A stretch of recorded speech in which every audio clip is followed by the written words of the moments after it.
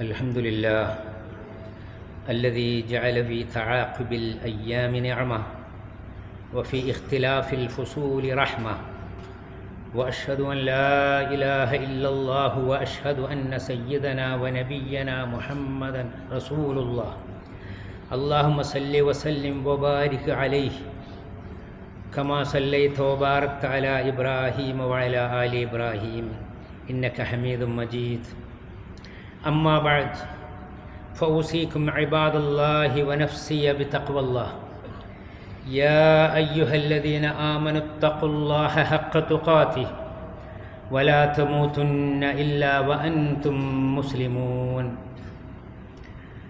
സ്നേഹമുള്ള സത്യവിശ്വാസികളായ സഹോദരങ്ങളെ, സൃഷ്ടാവും രക്ഷകനുമായ കാരുണ്യവാനായ റബ്ബ് തമ്പുരാൻ്റെ വിധിവിലക്കുകൾ മനസ്സിലാക്കി ജീവിതത്തിൽ പാലിക്കുന്ന അവൻ്റെ ഇഷ്ടദാസന്മാരായി എല്ലാ ദോഷങ്ങളിൽ നിന്നും വിട്ടുനിൽക്കുന്ന ധർമ്മനിഷ്ഠയുള്ള മുത്തഖികളായി അങ്ങനെ നല്ല മനുഷ്യന്മാരായി തീരാൻ പരിശ്രമിക്കണമെന്ന് എന്നോടും ശേഷം നിങ്ങളോടും ഉണർത്തുകയാണ്.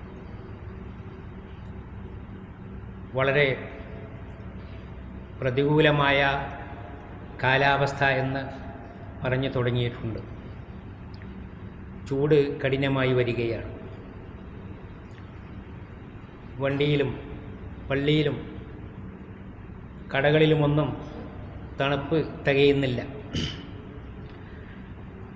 വേനൽക്കാല അവധി പ്രത്യേകം സ്ഥാപനങ്ങൾക്കും ഡിപ്പാർട്ട്മെൻറ്റുകൾക്കൊക്കെ കൊടുക്കുന്നുണ്ട്.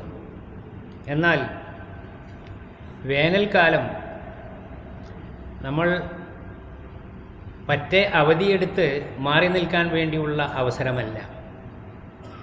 വർഷക്കാലമാണെങ്കിലും വേനലാണെങ്കിലും ചൂടോ തണുപ്പോ എന്താണെങ്കിലും സത്യവിശ്വാസിയുടെ ജീവിതത്തിൽ ഓരോ നേരവും ഓരോ കാര്യവും അവൻ ഉപകാരപ്പെടുന്ന നന്മയുള്ള പുണ്യമുള്ളതാക്കി മാറ്റിയെടുക്കേണ്ടതുണ്ട്.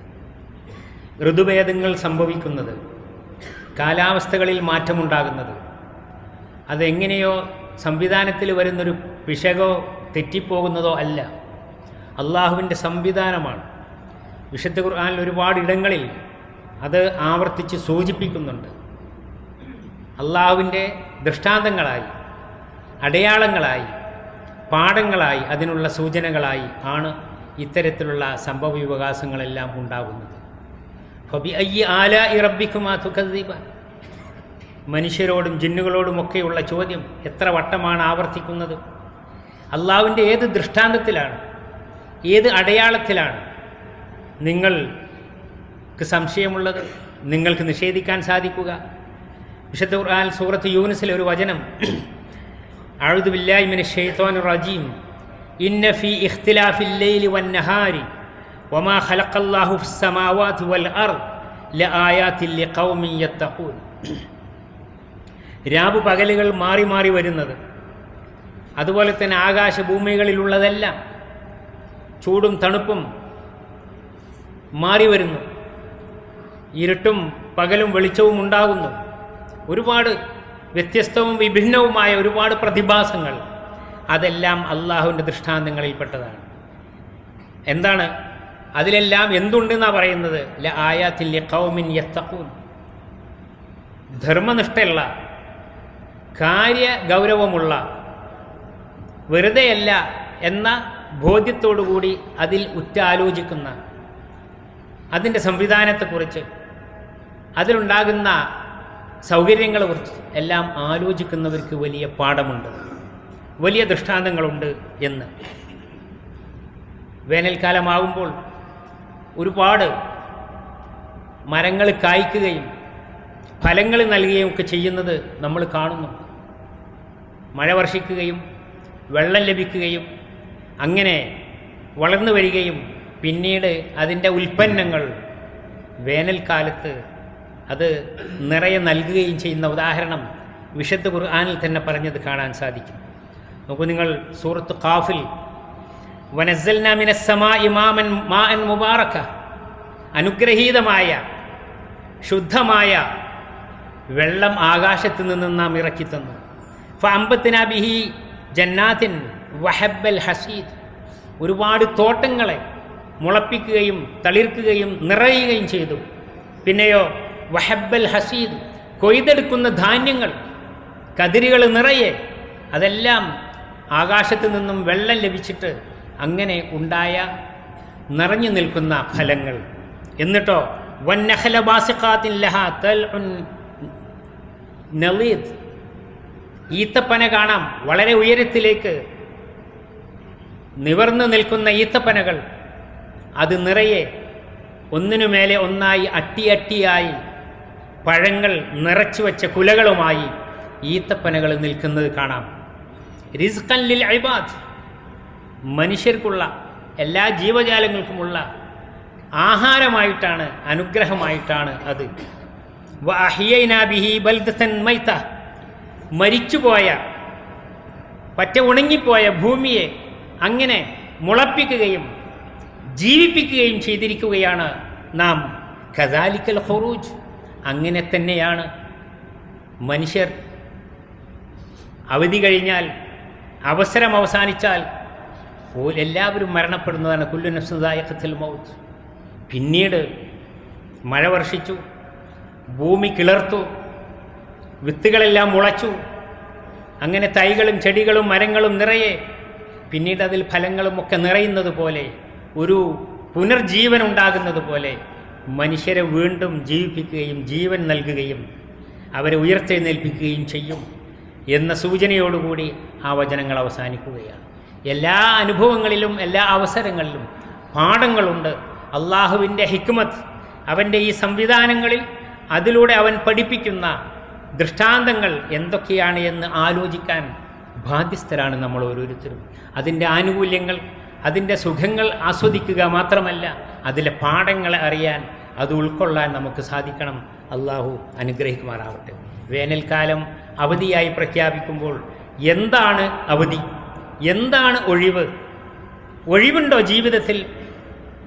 ചില പ്രത്യേക ദിവസങ്ങളിലേക്ക്, അവസരങ്ങളിലേക്ക് പ്രത്യേക സംവിധാനങ്ങൾ നിർത്തിവെക്കുന്നു എന്ന ഒരു രീതിയിൽ അവധി പ്രഖ്യാപിക്കുന്നുവെങ്കിലും പക്ഷേ ജീവിതത്തിൽ മനുഷ്യന് അവധിയില്ല. സത്യവിശ്വാസിക്ക് ഒഴിവെടുക്കാൻ സമയമില്ല. എന്നും നിരന്തരമായി അവൻ ശുക്റിൻ്റെയും സബറിൻ്റെയും അതുപോലെ തന്നെ ഇബാദത്തിൻ്റെയും അവസരമായി അവൻ്റെ ജീവിതത്തിലെ ഓരോ നിമിഷങ്ങളെയും ഉപയോഗപ്പെടുത്തേണ്ടതാണ്. നബി സല്ലല്ലാഹു അലൈഹി വസല്ലം പറഞ്ഞു, നിഅമതാനി മഗ്ബൂനുൻ ഫീഹിമാ കസീറുൻ മിനന്നാസ് അസ്സിഹ്ഹത്തു വൽ ഫറാ. അധിക മനുഷ്യരും തോറ്റുപോകുന്ന, വഞ്ചിക്കപ്പെടുന്ന രണ്ടനുഗ്രഹങ്ങളുണ്ട്.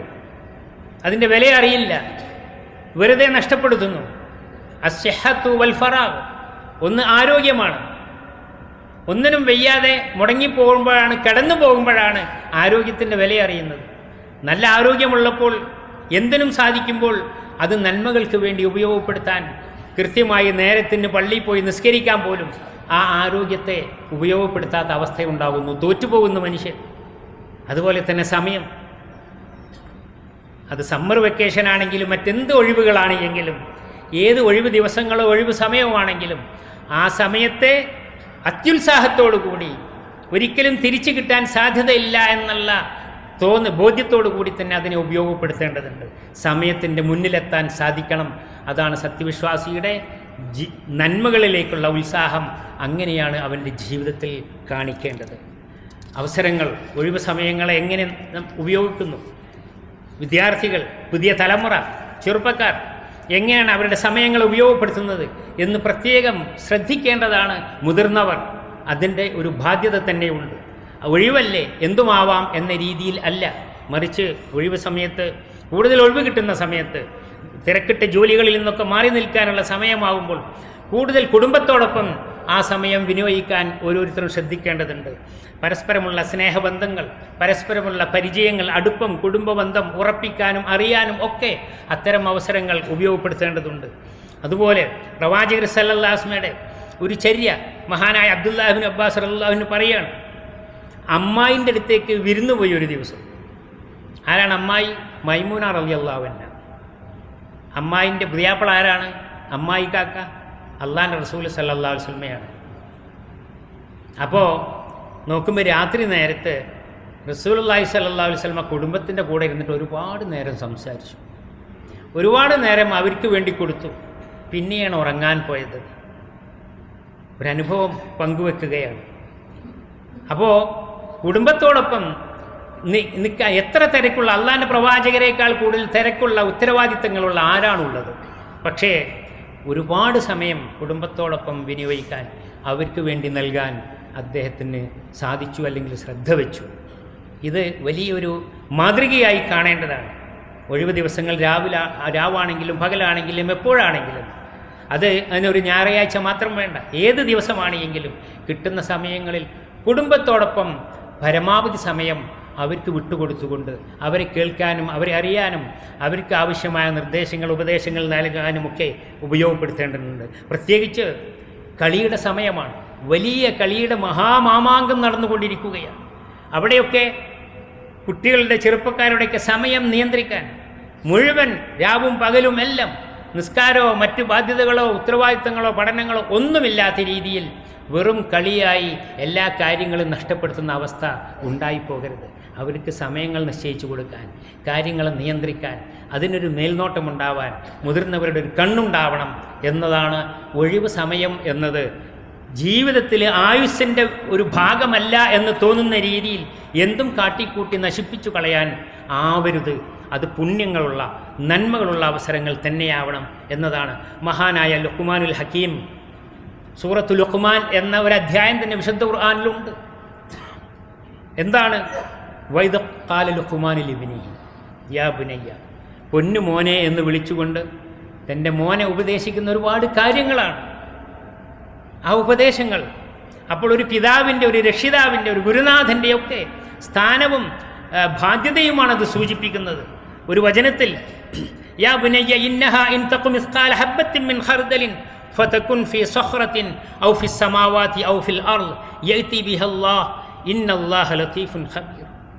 വിശ്വാസത്തിൻ്റെ വളരെ കാതലായ ഒരു വിത്ത് പാകി വെക്കുകയാണ് ലുഖ്മാനുൽ ഹക്കീം തൻ്റെ മകൻ്റെ മനസ്സിൽ. എന്താണ്? ഒരു സംഗതി, അത് ഒരു ചെറിയൊരു അണുമണിത്തൂക്കം, ഒരു വളരെ നിസ്സാരമായ ഒരു അളവിലും തൂക്കത്തിലും മാത്രമുള്ള ഒരു സംഗതിയാണെങ്കിൽ പോലും, എന്നിട്ട് അത് ഒരു കറുത്ത പാറക്കെട്ടിനുള്ളിൽ ഒളിപ്പിച്ചു വെച്ചതാണ് എങ്കിലും, അല്ലെങ്കിൽ ആകാശത്തോ ഭൂമിയിലോ എവിടെയാണ് എങ്കിലും, അത് യഅതി ബിഹല്ലാഹ്, അള്ളാഹു അത് കൊണ്ടുവരിക തന്നെ ചെയ്യും. ഒരു ഉദാഹരണത്തിലൂടെ വളരെ ഗൗരവമായ ഒരാശയം മകന് പറഞ്ഞു കൊടുക്കുകയാണ്. വളരെ കറുത്ത ഒരു പാറക്കെട്ടിൻ്റെ ഉള്ളിൽ കറുത്ത ഒരു കടുകുമണി പോലെയുള്ളൊരു സാധനം, അല്ലെങ്കിൽ എവിടെയോ കൊണ്ടുപോയി ഒളിപ്പിച്ചു വെച്ചതാണെങ്കിലും അള്ളാഹു അത് കൊണ്ടുവരിക തന്നെ ചെയ്യും.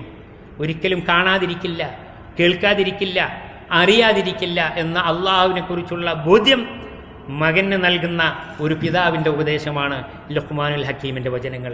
ഇന്നല്ലാഹ ലതീഫുൻ ഖബീർ, അള്ളാഹു തീർച്ചയായും അതീവ സൂക്ഷ്മമായി കാര്യങ്ങൾ അറിയുന്നവനാണ്, ഒന്നും അവന് അറിയാതെ പോവുകയില്ല എന്ന ബോധം മനസ്സിൽ, ഇളം മനസ്സിൽ തന്നെ ഈമാനിൻ്റെ ആ കരുത്ത് പകർന്നു കൊടുക്കാൻ സാധിച്ചാൽ ജീവിതത്തിൽ ആസകലം അള്ളാഹു അറിയും, കാണും, കേൾക്കും എന്നുള്ള ബോധ്യത്തോടുകൂടി അവൻ തിന്മകളിൽ നിന്ന് വിട്ടുനിൽക്കാൻ, നന്മകളിൽ നിരതമാവാൻ അതവനെ പ്രേരിപ്പിക്കും.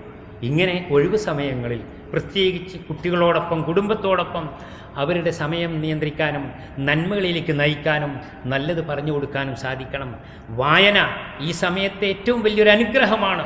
അതിനൊഴിഞ്ഞിരിക്കാൻ ഒരു സമയം വേണം, സാവകാശം വേണം. മറ്റ് തിരക്കുകളൊന്നുമില്ലാത്തൊരു ഒഴിവ് സമയമാണെങ്കിൽ ഏറ്റവും നല്ല കൂട്ടുകാരനായി വിശുദ്ധ ഖുർആനിൻ്റെ ആദ്യ വചനമായി അവതരിച്ചിട്ടുള്ള ജിബ്രീൽ അലൈഹിസ്സലാം പ്രവാചകർക്ക് ഓതിക്കേൾപ്പിച്ച ഇഖ്റ എന്നത് ലോകം അവസാനിക്കുന്നത് വരെയും നിലനിൽക്കുന്ന തീരാത്ത ഒരാശയത്തിൻ്റെ ഒഴുക്കാണ്. അത് നല്ലത് വായിച്ചെടുക്കുകയും ഒരു ഗുരുനാഥനെ പോലെ ഗ്രന്ഥങ്ങളെ കാണുകയും ഏതു നേരവും അത് മറിച്ചു നോക്കുകയും അത് പിന്നെയും പിന്നെയും ആവർത്തിച്ച് ഉറപ്പുവരുത്തുകയും നല്ല അറിവുകളെ സ്വന്തമാക്കുകയും ചെയ്യണം. ഒരു അവധി കഴിഞ്ഞ് വരുമ്പോൾ, ഒരു വേനൽക്കാലം തീരുമ്പോൾ ഏറ്റവും നല്ല ഗ്രന്ഥങ്ങൾ വായിച്ച, ഏറ്റവും നല്ല അറിവുകൾ നേടിയ, ഏറ്റവും നല്ല അനുഭവങ്ങൾ ഉണ്ടാക്കിയ മാതൃകയുള്ളൊരു ആ ഭാഗമാണ് കഴിഞ്ഞു പോയത് എന്ന് ഓരോരുത്തരും അഭിമാനിക്കാൻ സാധിക്കണം. അല്ലാഹു സുബ്ഹാനഹു വ തആല അനുഗ്രഹിക്കുമാറാകട്ടെ. അഖൂലു ഖൗലി ഹാദാ വ അസ്തഗ്ഫിറുല്ലാഹ ലി വലക്കും ഫസ്തഗ്ഫിറൂഹു ഇന്നഹു ഹുവൽ ഗഫൂറുർ റഹീം.